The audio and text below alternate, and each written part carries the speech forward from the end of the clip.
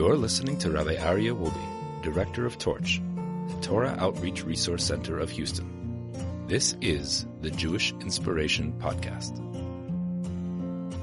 We now continue day number 90 on page 535 of the Treasure for Life edition of the Orchos, Tzaddikim, the Ways of the Righteous. Klalo shel davar. Here is a fundamental principle. Yivdok adam be'atzmo eza avera hu ragil ba. A person should always inquire within themselves, what sin do I have a habit of performing? V'yimar lasos gedorim lihizoyer lihishamir me'os avera. And he should make fences and barriers to protect himself from falling to those sins. So if a person has a sin, any sin you can imagine, a person, let's say, has a sin of eating something that's prohibited. Torah says not to eat it. Can't help myself. If it be, something which God forbid, the Torah tells us that we should not eat milk and meat together. Oh, I see that cheeseburger advertisement on the Super Bowl ads, and I'm like, I can't resist. There's a number of ways for a person to protect themselves. Number one, don't go there. Don't go there. A person who can't protect themselves from looking at things that are inappropriate, you have to create a barrier, like your magnificent phone.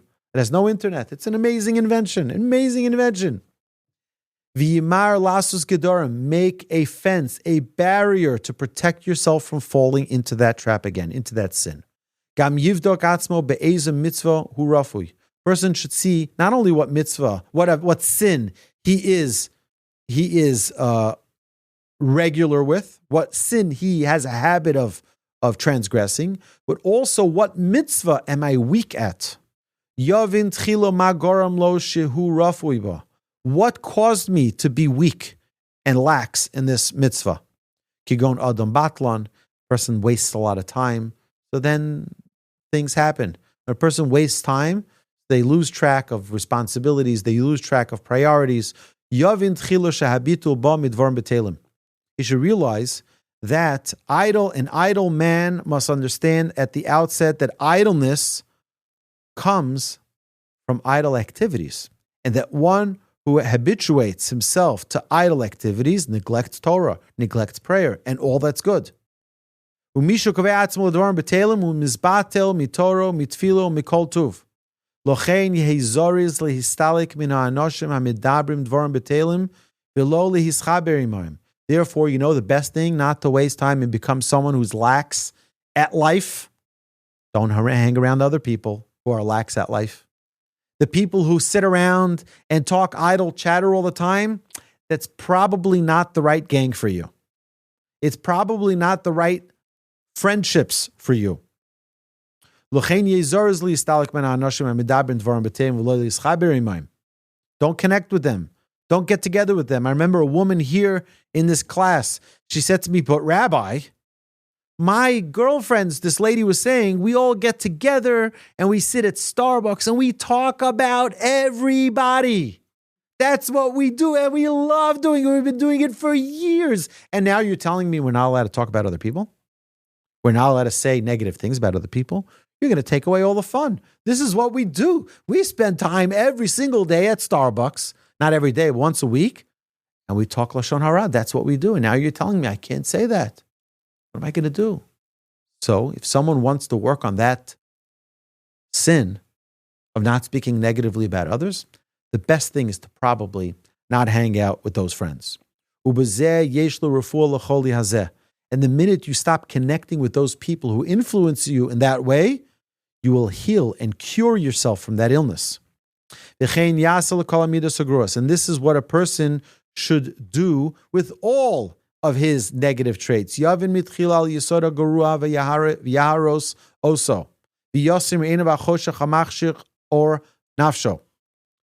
has to know what is causing this downfall in my life. When I understand what is bringing that to me, now I know what to stay away from.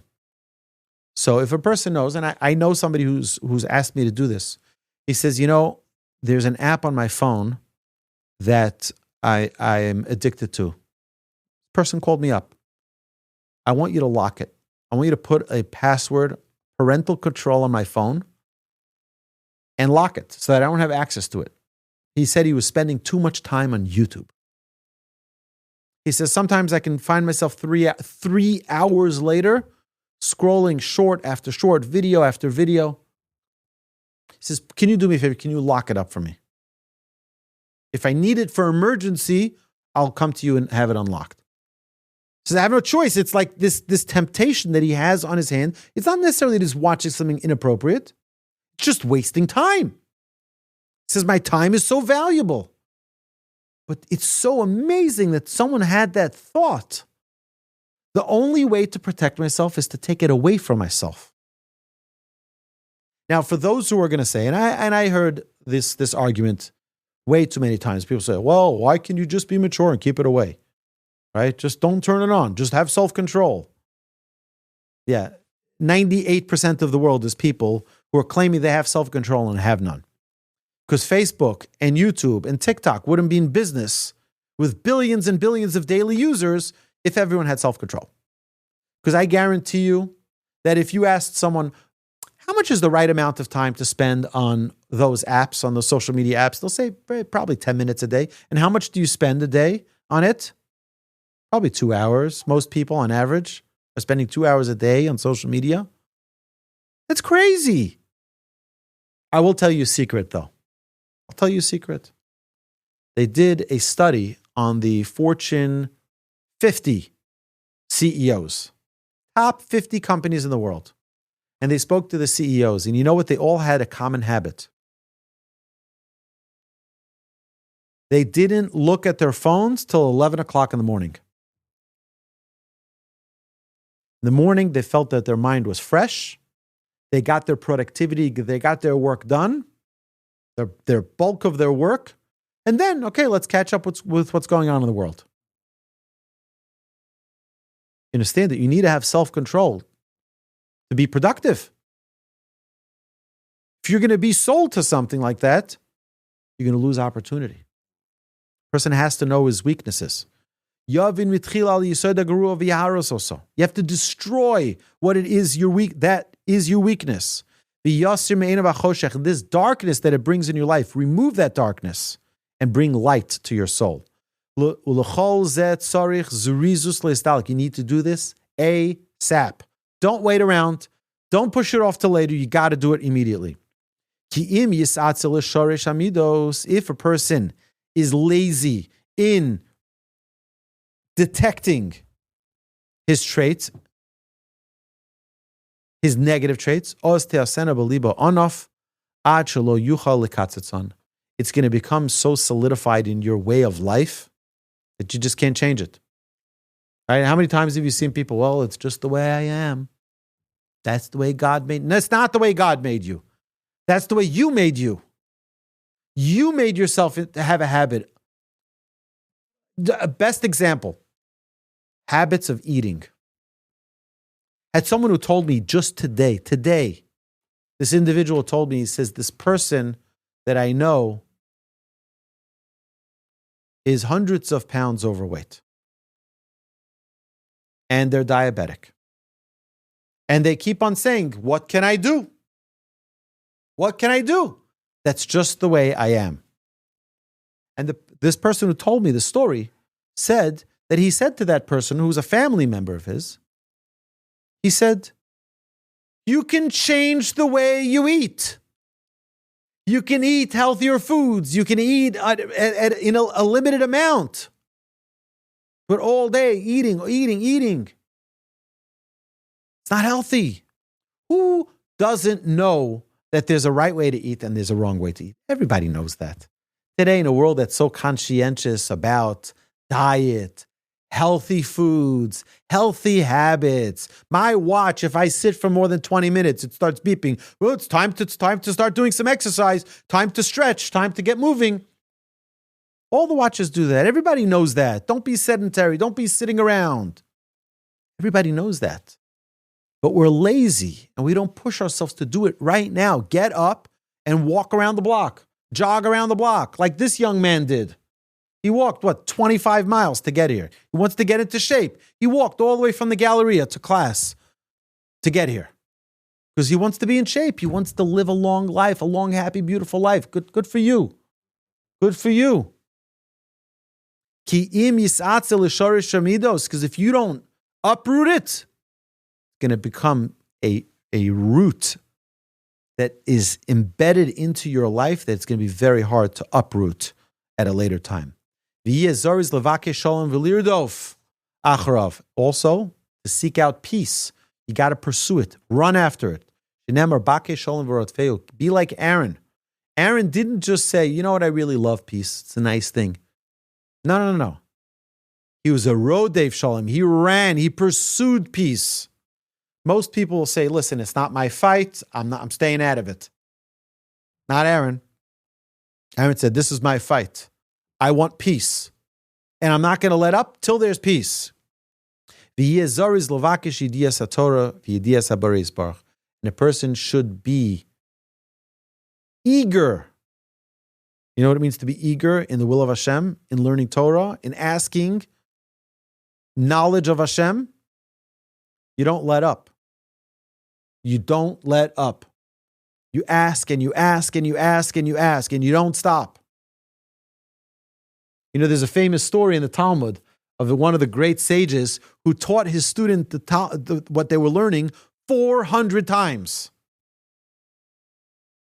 And he didn't understand it. So he taught it to him another 400 times. So we're all impressed because we see such a story. That's a great teacher. You never stop giving up. But imagine how impressed we need to be of the student. That he wanted to learn it even after 400 times of not understanding it. Explain it to me again. I don't get it. I don't understand it. Right? No, explain it to me again. That takes a desire too. And he didn't stop having a desire. That's the way we all need to be. As the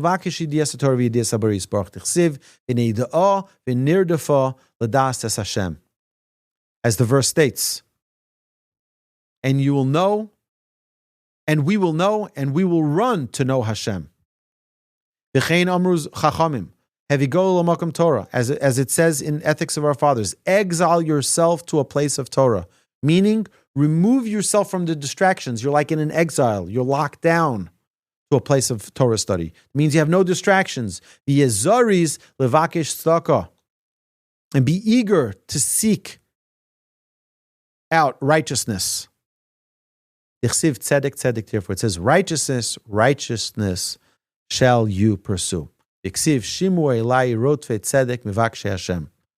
verse states in our Torah, in Yeshaya, listen to me, pursuers of righteousness, seekers of Hashem. It's important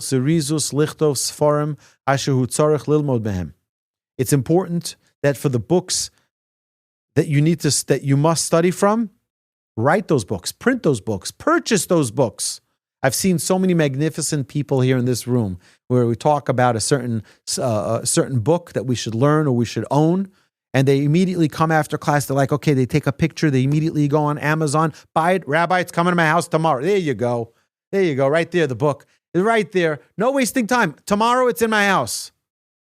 That eagerness is the eagerness the Torah is talking about. That's a high level. It's a very high level because it's not just, an idea in my mind. One day I'll get to it. No. Right now. Because right now is the only moment. This is your moment. When you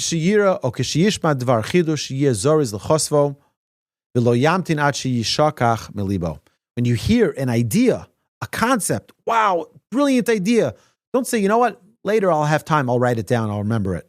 No, you're not going to remember it later. Now is the only moment you exist in. Now.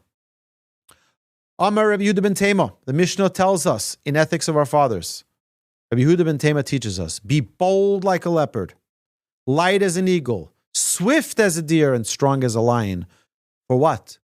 To do the will of your Father in heaven. Kal kanesher, rotz katzvi, gibokari, lasis tzanavicha, shabashamayim, az kanamer.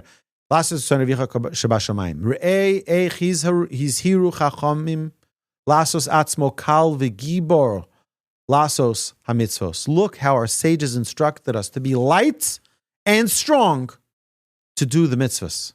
V'chein Amar David, King David tells us in Psalms, Chashti v'lo Ismahamasi. Lishmor mitzvosecha.